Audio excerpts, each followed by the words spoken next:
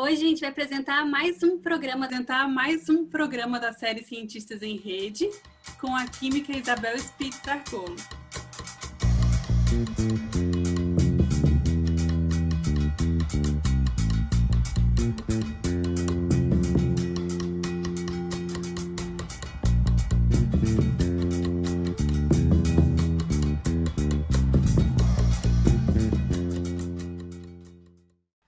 Ei, Isabel, tudo jóia? Tudo jóia, obrigada pelo convite, Aline. Oi, obrigada pela presença, pela disponibilidade de tempo, né, para estar aqui conversando com a gente. Imagina, é um prazer. Qual que é a sua formação? Conta pra gente, né? Qual que é a sua formação, qual que é a sua trajetória dentro da química e o que você faz hoje? Perfeito. Inicialmente, eu me inscrevi, né, no vestibular para Química e o meu curso era licenciatura e bacharelado ao mesmo tempo, né? Então, você poderia ter as duas titulações. A princípio, a minha ideia era fazer bacharelado. Eu não me imaginava professora. E apesar de desde nova, assim, já ter aquela familiaridade com o ensino, querer ajudar os colegas na hora de estudar, eu não imaginava que ia seguir esse caminho. Então, a princípio, eu me inscrevi nas disciplinas de bacharelado, além das convencionais, né, do ciclo básico. E nesse meio do caminho, eu acabei iniciando uma pesquisa. Foi uma iniciação científica, a convite de um professor da área de Química do Estado Sólido, mais voltado assim, para Química Inorgânica, o professor José Márcio. E, ao iniciar nessa pesquisa, eu me senti motivada a tentar também fazer a prova de monitoria da universidade. Então, a iniciação científica, a princípio, era sem bolsa, né? Nossa. Então, eu topei, eu falei, não, eu quero aprender, eu quero ir para o laboratório, eu quero aprender tudo que for possível no momento, mas não havia bolsa. Então, eu vi que na monitoria eu poderia continuar com a pesquisa e também poder me candidatar a essa bolsa. E, então, felizmente, eu passei nesse primeiro processo seletivo que eu tentei na monitoria, foi na Universidade Federal Fluminense, onde eu me graduei, e foi na área de Química Geral. Então, essa Química Geral, ela dá fundamentação a todas as áreas da Química que a gente vem estudar em seguida. Química orgânica, Química inorgânica, Físico-Química, Química analítica, Bioquímica. Então, foi muito interessante esse contato com a questão didática, né, dessa matéria, e era uma Química Geral experimental. Ou seja, eu estava lidando com o ensino, mas estava diretamente no ensino no laboratório. Então eu falei, opa, dá para trabalhar com o que eu gosto no laboratório, fazendo experimentos, mas também na área de ensino. No ano seguinte, eu tentei mais uma prova, dessa vez para uma outra disciplina que eu já havia passado, que era Química Inorgânica, também de laboratório, Química Experimental, né? Andei, digamos assim, um passinho a mais. Eu já tinha mais alguma experiência na universidade. E, novamente, fui aprovada. Como eu tive essa experiência com a monitoria, dentro, né, do laboratório, eu pensei, eu poderia tentar trabalhar em escolas, sendo monitora de química. Eu ainda não era graduada, não poderia ainda ser professora propriamente dita, mas a monitoria seria um bom caminho. E não tive dificuldade alguma assim para conseguir, entre aspas, a vaga, porque realmente muitas pessoas não queriam dar aula de química, né? E eu não imaginava isso. Hoje a realidade é bem diferente, mas naquele momento, eu estava em 2007, 2008, normalmente os químicos estavam mais voltados para a área de indústria, petróleo, né? E eu acabei mudando de bacharelado para licenciatura. Me graduei como licenciada em Química. Não voltei para fazer o bacharelado. Não quero voltar para fazer o bacharelado. Então, me graduei na Universidade Federal Fluminense, que fica em Niterói, no Rio de Janeiro. Fiz um mestrado na PUC, do Rio de Janeiro. Também bolsista, né, pelo projeto da CAPES, do governo federal. pude estudar, né, com total isenção de matrícula, com todo o auxílio necessário para que eu pudesse ser pesquisadora. Após esse mestrado, eu me candidatei para a prova de doutorado na UFRJ. Naquele momento, eu vi que realmente eu precisava me aprofundar nos conhecimentos de química inorgânica e química de materiais, que é, digamos assim, o meu foco hoje, continua sendo entender cada vez mais sobre os materiais, mas não existia uma linha específica de química aplicada ao patrimônio. Então, na verdade, essa trajetória foi em paralelo e esse doutorado foi o que me deu subsídios para poder atuar como eu atuo hoje. Então, na verdade, meu foco maior é na utilização de materiais mais amigáveis ao meio ambiente, materiais alternativos, solventes e substâncias menos tóxicos, e estudo da composição dos materiais. Então, na verdade, eu entrei no bacharelado, fui para a licenciatura, ingressei no mestrado e doutorado, fiz pesquisa, mas continuo hoje atuando como química e voltada para a área de conservação, restauro, museologia, diversas áreas ligadas ao patrimônio. E como que você percebeu, em que momento você foi caminhando para essa... Você percebeu a interface da química com esses materiais que a gente usa no patrimônio? Até porque é muito importante isso. Eu acho que em todas as áreas hoje a gente pensar em materiais mais sustentáveis, menos tóxicos. Enfim, conta esse pedacinho aí que eu acho muito importante. Essa pergunta eu ouço bastante, assim, e eu gosto muito de responder, porque a gente nem se dá conta de quando foi esse momento, né? Mas, buscando na minha história, eu tenho algumas observações. Antes de pensar em tentar, né, fazer o vestibular para Química, eu tocava oboé. Eu tentei ser musicista. Que lindo! Sim, eu tentei ser musicista. O meu irmão é músico, formado, graduado em música. Ele é clarinetista, flautista, saxofonista. E eu estava numa banda sinfônica na minha cidade, Nova Friburgo. Isso na 8ª série, na época, que hoje é o 9º ano, né, do ensino fundamental. Naquele momento, exatamente naquele momento, eu tive minha primeira aula de química. E aí eu fiquei dividida. Poxa, eu queria tanto seguir na área de artes e, de repente, opa, veio aqui uns experimentos, umas explicações para coisas que eu sempre quis saber. Fiquei dividida. Infelizmente, na minha cidade, tinha, se eu não me engano, 2 oboés, né? O meu professor e o outro oboé que era o que eu usava para estudar, que era da banda, né? Eles cediam para a gente fazer os estudos. E esse oboé foi para o concerto, não concerto de música, para ser concertado mesmo. E ele nunca mais voltou. E aí, eu já estava gostando bastante, né, dessa área científica. Eu pensei, nossa, eu quero ser química. E achei que em algum momento ia retomar os estudos, né, do oboé. Acabou que, ao longo da faculdade de Química, eu via que eu me encontrava muito mais com a área criativa do que com a área cartesiana, né? Eu sou bastante emoção e criatividade. Falei, gente, eu não me enquadro aqui. É como se realmente eu quisesse fazer ciência, mas uma ciência diferente. Tinha algo ali na química que eu não me encaixava. Claro que isso implicou em muitas dificuldades nas disciplinas dos cursos, isso implicou em muito crescimento pessoal e profissional, em muitas batalhas que, né, precisaram ser superadas. Mas eu falei assim, tem alguma coisa que está faltando. Aí eu descobri, faltava o contato com a arte. E ao longo da faculdade, eu comecei a visitar as bibliotecas públicas do Rio de Janeiro, de Niterói, os museus. Eu queria saber de que era feito aqueles materiais, eu queria saber como era organizada uma exposição, como eles controlavam a umidade daquele ambiente. Eu queria entender o funcionamento disso. Então, eu acho que a vontade de trabalhar com a arte sempre existiu.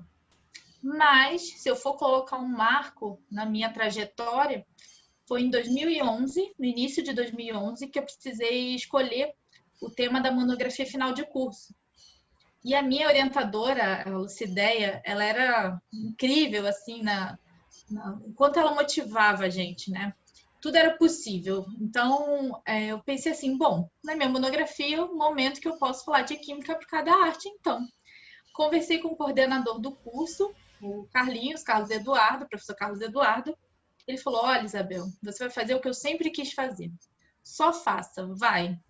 E aí eu tomei coragem, porque na química, né, que normalmente as monografias são sobre contaminação, poluição atmosférica, síntese de materiais ou de substâncias para a cura do câncer, etc. Outras tantas pesquisas tão importantes. Pedir uma banca, você submeter um projeto e receber aceitação, você falando de restauro, era algo muito fora da nossa casinha ali na química naquele momento, naquela universidade. Então, eu falei assim, vou tentar escrever o projeto, me inscrevi na disciplina, e, na verdade, a minha proposta foi uma aula de química baseada no restauro do Teatro Municipal do Rio de Janeiro. A partir dos materiais que foram utilizados nesse restauro, ou os materiais dos quais eram feitos, né, as obras no Teatro Municipal do Rio de Janeiro, pensei que essa seria a forma de estimular os alunos de ensino médio a aprenderem química a partir de uma visita guiada no Teatro Municipal, que existe até hoje, e de também conscientizá-los em relação ao patrimônio a partir do estudo da química e como a nossa atuação na sociedade pode vir a piorar o estado de conservação dessas obras, né? O contato direto, o próprio calor, o suor, né? Por que não pode tocar? Coisas assim, seria uma interface aí com a educação patrimonial, mas naquele momento não tinha essa percepção, na verdade. Minha monografia, se eu fosse escrever hoje, eu escreveria bem diferente. Mas foi um primeiro contato e me abriu portas. Em 2012, que acho que foi um outro marco também, eu escrevi um trabalho sobre essa área, a reversibilidade entre a química e a arte, uma visão transdisciplinar no ensino de química, baseado na minha monografia, e ganhei um prêmio que foi concedido pela Universidade Federal Fluminense na primeira jornada de pós-graduação em Química. E o prêmio se chama Prêmio Marie Curie de Produções Científicas. Eu me senti muito honrada de receber, porque eu, particularmente como química, sou totalmente fã da pesquisa da Marie Curie. Então, eu falei assim, essa pesquisa não pode morrer. De alguma forma, essa arte aí vai ficar comigo. Mas na pós-graduação, como eu disse, não existia a área propriamente dita, não lá no Rio de Janeiro, onde nas instituições que eu estive, obviamente, em outros lugares do país eu conseguiria, mas naquele momento não era possível. E em 2017 eu resolvi fundar a Quimicarte. E aí começa outra etapa. Então, em 2017 eu estava na metade do doutorado e, como eu disse, sentia falta de alguma coisa, né? Eu amo inorgânica, amo química do estado sólido, amo ir para o laboratório. Eu não vivo sem essa parte também. Mas eu queria que tudo aquilo que eu aprendi, não só de química, aquela química dura que a gente fala, né? Mas de tudo que eu estudei, me aprofundei, dos eventos que eu participei relacionados à conservação, os cursos, né, cursos livres, né, de restauro. Eu não sou uma restauradora, mas os cursos livres que eu fiz, que levantaram várias questões sobre química, eu queria de alguma forma que as pessoas conhecessem isso. E foi muito interessante porque a criação da Quimicarte, eu até falei num vídeo na série que tem lá na minha página também, de Químicas Inspiradoras, eu fiz numa noite, né? Foi uma madrugada, sabe aquelas madrugadas que você não consegue dormir? E eu falei assim, está faltando alguma coisa, está faltando alguma coisa. E eu comecei com a seguinte ideia, bom, eu posso ministrar algum curso, mesmo que seja para 10 pessoas, mesmo que seja uma vez na vida, para explicar o que eu aprendi. E o primeiro curso que eu propus foi Química na Autenticidade de Obras de Arte. Então, a Quimicarte ali já tinha um nome, realmente eu coloquei um nome, registrei, Na época fiz um CNPJ, tudo, porque eu falei, as pessoas vão ter que se inscrever, eu tenho que fazer essa parte burocrática. Não tinha, naquele momento, a menor noção do que ia virar. Não tinha mesmo. Nem nos meus maiores sonhos. Aí eu falei assim, não, vamos formalizar, vai ter uma página no Facebook, vai ter um Instagram. Eu fiz até um aplicativo naquela noite. Eu nem sei como eu fiz isso. Tinha um aplicativo, tadinho, horrível. Assim, bem basiquinho, mas eu fui ver o passo a passo para fazer, sabe aqueles aplicativos, geradores de outros aplicativos? Implementei e, enfim, lancei. Coloquei as inscrições sem muita perspectiva, porque ninguém me conhecia, né? Aí coloquei 25 vagas nessa primeira turma. Em um dia acabaram todas as vagas. As 25. Aí foi essa cara mesmo que eu fiz. Aí eu acho falei, que tem isso alguma coisa aí. mostra a necessidade que a gente, da área da preservação, tem da química e como, de fato, ainda como é que fala? Ainda parecem ser duas áreas muito distantes, mas que no dia a dia, toda hora, a gente fica, mas será? E se reagir? E se não reagir? Né? Por mais que a gente tenha aulas na graduação... Parecem mundos diferentes e não. Parecem mundos diferentes. Não. Por mais que a gente tenha aula na graduação, as coisas se atualizam, mudam. Eu formei já tem 5 anos. Nossa, sei lá, sabe? muda Já muita é coisa. muito tempo, muda muita coisa. A gente precisa ter essa parte sempre atualizada, né? E para você, qual que é a importância da química para os processos de conservação e restauração? Falando dos bens culturais em geral, assim, né? A gente não está tratando de nenhum específico. Como química, é interessante essa pergunta, porque eu responderia que em tudo. Mas tentando ser mais específica, acredito que conhecer a materialidade dos objetos, mesmo que essa materialidade seja bastante complexa, visto que em uma obra, né, nós temos, às vezes, 10, 12 componentes diferentes. Numa pintura, você já tem diversas camadas, numa escultura, né? E cada uma delas é sujeita a ações, né, de degradação com o tempo, com diversos fatores. Eu acho que conhecer esses fatores é importante para que as ações de conservação sejam mais específicas. Porque podemos falar, vamos conservar papel. Que tipo de papel?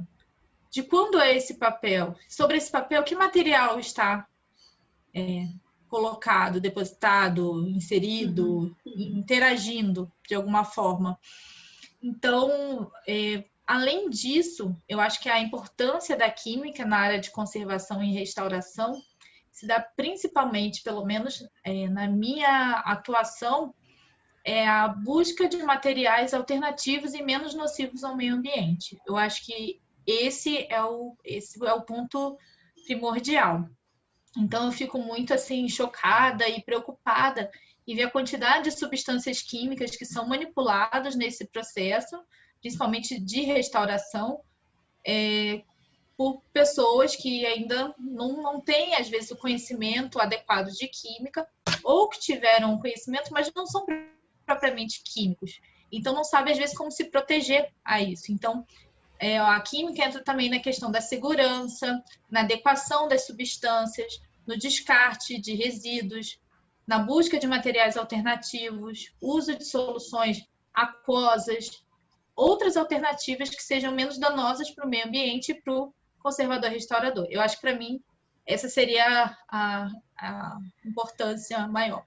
Continuando nesse assunto, você pode citar exemplos ou casos, bons ou maus, nacionais e internacionais, do uso da química na restauração?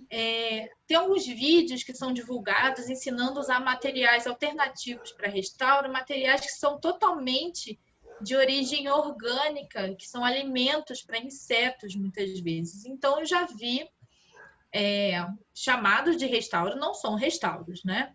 Mas que se intitulam como restauro. Esse é um grande problema que a gente tem. Isso. Né? Coisas que não são restauração sendo chamadas de restauração. Muita reforma chamada de restauração. Reforma, repintura, sei lá, outro trabalho, faz por cima, tudo, mas não é restauração, isso não usa essa palavra. E aí você coloca, né, procura na internet restauração e o preenchimento de lacunas, muitas vezes feito com macarrão. E as pessoas pensam, não, mas dá uma sustentação. Alguns argumentos que eu já ouvi também. Mas do macarrão a gente faz a cola de amido. Poxa, mas você precisa ferver o macarrão para poder ter cola de amido? Não, mas é utilizado há muitos e muitos anos. Sim, quando a gente não tinha esses materiais sintéticos disponíveis e mais puros, né? Que são mais compatíveis, e existem outros tipos de cola também, enfim. E as pessoas utilizam até alimento em algo que elas chamam de restauração, inadequadamente. Então, esse foi dos exemplos que eu vi o mais assustador. Eu acho que foi além do limite, né? Chegou aos alimentos até. E não é pouco. Se vocês procurarem, tem bastante. E é algo que eu acho que merece quase que uma carta, sabe? Sobre isso. Uma carta informativa, um manifesto. Porque as pessoas estão chamando isso de restauração, né? É verdade. Uma outra coisa que eu vejo com muita frequência mesmo, são as repinturas, né? Então, não se conhece os materiais compatíveis, os profissionais não são da área de restauro, ou se dizem ter uma formação em restauro que não é uma formação adequada, e utilizam produtos químicos, ou removendo tudo que está na superfície. Então, a higienização vira retirada até da velatura, né? Descaracteriza a obra de arte, às vezes uma remoção de verniz que também descaracteriza totalmente a obra, e posteriormente, para fechar com chave de ouro, pintar a obra. Isso eu vejo com muita frequência. Não sei se chega a ser desconhecimento sobre os produtos químicos, em alguns casos sim, em alguns as pessoas sabem do que é feito, sabem que não é para utilizar. Então vai para outras questões, não só científicas propriamente ditas, vai além disso. Outras situações assustadoras que eu já presenciei também, que eu vejo muito, é a questão do uso das colas, né? Os tipos de materiais utilizados, como colas, adesivos, são totalmente incompatíveis. Então, as pessoas utilizando substâncias que a gente não consegue remover, ou que para remover você tem que colocar uma quantidade de calor muito grande naquele local, podendo causar modificação na obra original, e que as pessoas utilizam porque acham que assim vai ficar mais definitivo, e acham que isso é vantagem. Então, a questão dos solventes, a questão dos materiais para preenchimento de lacuna, os materiais para fazer essas, digamos assim, essas emendas, essas junções, eu acho que é o principal. Agora, os exemplos bons, felizmente, porque também tem, eu vejo muito, felizmente, no Brasil, as instituições, pelo menos os profissionais que eu conheço, bastante interessados nessa questão científica. Então, assim, eu já participei de diversos eventos em instituições pública ou privada. Então, ano passado, por exemplo, eu estava no evento da Biblioteca Nacional, que é a cada 2 anos, se eu não me engano, e, poxa, eles estão totalmente atualizados nos tipos de materiais que são encontrados na conservação e no restauro. Já participei de eventos evento na UFPE, né, em Recife, profissionais em Brasília, Caxias do Sul. No Rio, eu vejo muitos eventos na área de química voltada ao patrimônio. Claro que a UFMG, por exemplo, é super referência nessa área, mas eu ainda não tive a oportunidade de ir até lá. Então, meu circuito acabou sendo Rio, Curitiba, porque agora eu moro aqui, São Paulo, porque eu ministrei muitos cursos lá, mas a UFMG é super referência. Então, felizmente, eu vejo que as instituições estão cada vez mais se utilizando da química para melhorar o trabalho dos conservadores restauradores, e todos de áreas correlatas. Então, não tenho maus exemplos para falar nesse momento, e fico muito feliz assim que as pessoas estejam buscando esse tipo de parceria entre as áreas. E eu acho que para além da conservação e restauro, se a gente for pensar mesmo nas belas artes e tudo mais, eu acho que o conhecimento de química é importante também até para o próprio artista saber como produzir obras, claro, a menos que ele queira que ela seja efêmera, que ela tenha outro tipo de papel, mas se ele quer algo que fique para sempre, que ele use materiais também que sejam benéficos, né, para essa produção, exatamente. Então, hoje a gente já tem isso. Então, se quer usar um papel para fazer algum tipo de pintura no papel, você pode escolher um papel neutro, né, um pH neutro não, você pode comprar um com reserva alcalina, para que esse papel não se acidifique rápido. Então, é ferramenta não só para conservadores e restauradores, né? Vai também para quem produz a arte. O que eu achei mais legal da nossa entrevista é que você é uma química que é professora. Que, enfim, né? Quando eu entrei para história, quando eu fui fazer história, eu queria ser professora. E eu acabei não me tornando professora. Eu entrei para fazer licenciatura, saí com bacharel e, enfim, fui trabalhar em museus e nunca mais saí. Mas é uma...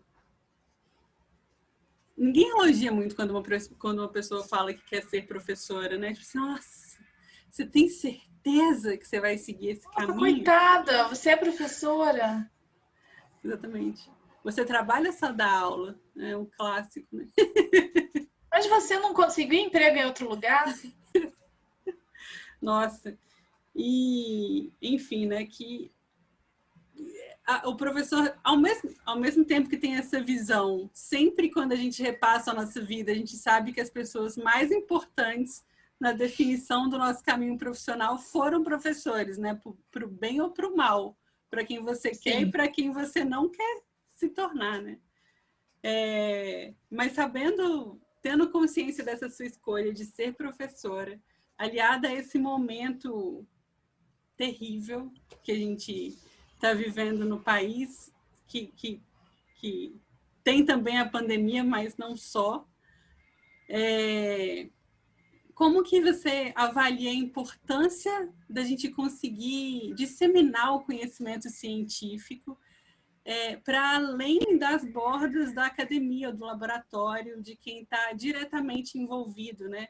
Para o público leigo, para quem nunca não teve nem química no ensino médio, porque há um tempo atrás isso nem era obrigatório. E assim, quais são os desafios, né? Quais caminhos, por onde a gente tem que ir para tentar sair dessa? Eu sempre fui muito acadêmica, não sei se isso é uma palavra que define alguém, mas é uma informação que as pessoas falam sobre a gente, né? Eu sou muito acadêmica, eu gosto de estar sempre pesquisando, sempre lendo. Eu lembro que na faculdade eu participava de todos os eventos científicos, jornadas, palestras, eu me inscrevi em tudo, eu queria participar desse mundo, eu sempre achei muito fascinante, né, essa troca de conhecimento. E então, mesmo que hoje eu tenha uma empresa, mesmo que essa empresa seja voltada para a área de educação, mesmo que talvez um dia eu não esteja mais nesse contexto e vá trabalhar numa universidade, que sempre foi meu sonho também. Então, independente de onde eu esteja, eu sempre quis trazer essa linguagem científica, que é muito própria, para o nosso mundo. Eu tenho, assim, não sei se cabe comentar aqui, mas eu sou de origem bem, né, humilde e tal. Minha avó, por exemplo, não teve nem 1% das chances, né, das oportunidades que eu tive. Minhas avós, né, na verdade. Então, eu sempre me perguntava, e tudo isso que eu faço, será que eu conseguiria conversar com minha avó? O que isso importa? Então, eu não estou aqui desmerecendo as conquistas científicas, a linguagem científica ela é necessária dentro de um contexto e certas formalidades, né, fazem parte. Mas se a gente não traz isso para as outras pessoas, o academicismo ele acaba em si mesmo, não faz sentido. Então, eu sempre senti essa necessidade de ultrapassar essas fronteiras. E eu acho que quando a gente faz essa alfabetização científica, né, podemos dizer assim, essa adaptação da linguagem, o trazer para o cotidiano das pessoas, finalmente a ciência ela se transforma em algo alcançável, palpável. Porque imagina, Como eu disse, eu fiz um doutorado em Química Inorgânica, Química do Estado Sólido, Química de Materiais. Imagina se eu chego aqui e começo a falar de termos específicos de uma análise que eu fiz, fica totalmente fora de contexto. Então, eu tenho que pegar o que eu aprendi disso aí e como isso se aplica na minha atuação como química para ciência do patrimônio, ciências, né, do patrimônio. Então, independente até da minha atuação na Quimicart, eu digo que eu gosto de dialogar sobre tudo, inclusive com meus familiares. Meu pai, nesse final de semana, estava me questionando sobre a água sanitária, o hipoclorito, que a gente está falando tanto em contexto de pandemia. E foi engraçadíssimo, porque ele começou a fazer perguntas que eu falei, gente, muitas pessoas devem se perguntar isso, né? Mas o cloro é mesmo esse hipoclorito? A gente fala cloro, mas não é cloro. Água sanitária é hipoclorito de sódio. O cloro é só uma forma da gente se referir a isso. Mas essa fórmula não é o cloro, não é a molécula de cloro. E ele trabalhou uma época em farmácia, não como farmacêutico, né? Ele não fez a faculdade de farmácia, mas ele ficava se perguntando esses nomes. Aí ele falou assim, já que minha filha está trabalhando com isso, deixa eu perguntar. Eu estou ouvindo falar tanto de água sanitária nesse contexto de Covid. E aí eu falei, gente, poxa, pensar que eu nunca expliquei essas coisas para o meu pai. Né? E o que adianta, né? Você tem um título super e se isso não chega ao conhecimento das pessoas. Então, dentro desse contexto que a gente tem no mundo e especificamente no nosso país, eu acredito que a alfabetização científica ela é urgente. Ela é necessária, ela é para ontem. O senso crítico não é desenvolvido do dia para a noite. Nenhum fato histórico, nenhuma informação de economia, nada disso vem solto. Tudo tem toda uma contextualização. Todo o processo de descoberta, de divulgação de informações requer muita pesquisa. Então, a gente só está nesse mundo de fake news porque em algum momento a gente falhou nessa conversa com a ciência. Com certeza. Senão, nós teríamos o senso crítico para ler e saber, não, isso aqui não pode ser verdade. E investigar antes de encaminhar, compartilhar.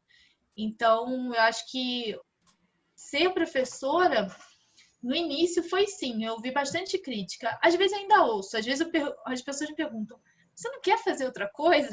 Não, não. Não, faria tudo de novo. É o que eu amo fazer. Enquanto é minha forma de resistir a essa. É a forma que eu tenho de conscientizar as pessoas e sendo professora. É a minha maior forma de protesto. E eu sempre desejo muita força para vocês, porque de fato é uma forma de resistência mesmo, né? É a melhor. E que triste. É a melhor. É a melhor. Conscientizar é uma ótima arma. Exatamente. É a melhor arma que a gente tem, né? É a melhor. E para finalizar, você quer contar um pouquinho de como que é mesmo o seu trabalho na Quimicart? Quais são quais são as aulas que você dá? Qual que é o seu objetivo com a Quimicart? Perfeito. Então, a Quimicart é uma empresa voltada para profissionais que não são da área de química, apesar de que profissionais de química são super bem-vindos, mas a adequação da linguagem, das temáticas de química são voltadas para profissionais da área de museologia, biblioteconomia, arquivologia, história, arqueologia, conservação e restauro, artes visuais. Então, na verdade, as aulas são todas de química, conteúdos de química, desde química e técnicas pictóricas, ou seja, materiais que são utilizados em técnicas pictóricas, química para conservação e restauro de papel, géis e nanotecnologia para conservação e restauro, dentre outros. Então, na verdade, os cursos são para as pessoas ou aprenderem ou se atualizarem na área da química. Não são cursos de conservação e restauro. Os cursos, né, em geral, eles são pagos, mas a categoria para estudantes, de graduação, de pós-graduação, algumas instituições entram em contato para que os profissionais tenham isenção, por exemplo, alguns alunos também com hipossuficiência de renda também têm isenção, então tem diversas formas de aumentar aí esse alcance. Mas ainda assim, eu senti necessidade de implementar essas palestras online, gratuitas. Então, acredito que essa primeira série vai ser sobre segurança, mas acredito que outras séries virão depois dessa. Essa é no início de outubro, que começa, acaba no fim de novembro, mas outras virão com certeza. Isabel, obrigada pela sua participação, por ter vindo compartilhar um pouquinho da química e da sua história com a gente e mostrar mais uma vez que o campo do patrimônio é inter e multidisciplinar e que a gente precisa estar sempre em contato. Gostaria de agradecer primeiramente a Aline pelo maravilhoso convite. É uma honra estar aqui por diversos motivos. Fico imensamente honrada em ser lembrada nesse contexto de ciências do patrimônio. Gostaria de agradecer também a Associação de Conservadores Restauradores, a Arco-IT, da qual eu faço parte, sou química associada. Gostaria de agradecer as universidades pelas quais eu passei, a Universidade Federal Fluminense, a PUC do Rio, a Universidade Federal do Rio de Janeiro, em especial os meus ex-orientadores, porque realmente foram as pessoas que me inspiraram para eu estar aqui hoje, a começar pela professora Lucideia, na monografia de Química Aplicada à Arte, que tocou a ideia. Se não fosse ela, talvez eu não estivesse nesse caminho hoje. O professor José Márcio, que me convidou para a minha primeira iniciação científica, e daí eu descobri um mundo novo. Meu professor Francisco Garrido foi meu orientador no doutorado. Queria agradecer a todos que me apoiaram nessa trajetória, que foi bem diferente do que era esperado para uma pessoa que fazia química. Muitas vezes eu achei que eu estivesse no local errado, mas na verdade, graças a várias pessoas, eu descobri que eu estava fazendo um caminho que não existia ainda, pelo menos não na área da licenciatura. E hoje várias pessoas atuam nessa área e eu fico muito feliz de fazer parte disso e dessa rede, que mais químicos possam fazer parte desse mundo muito maravilhoso que é a área de patrimônio. Gente, é isso. Muito obrigada. Se vocês quiserem, assinem nosso canal, nos sigam nas redes sociais, no Instagram, no Twitter, no Facebook também. E a gente se vê numa próxima. Até mais.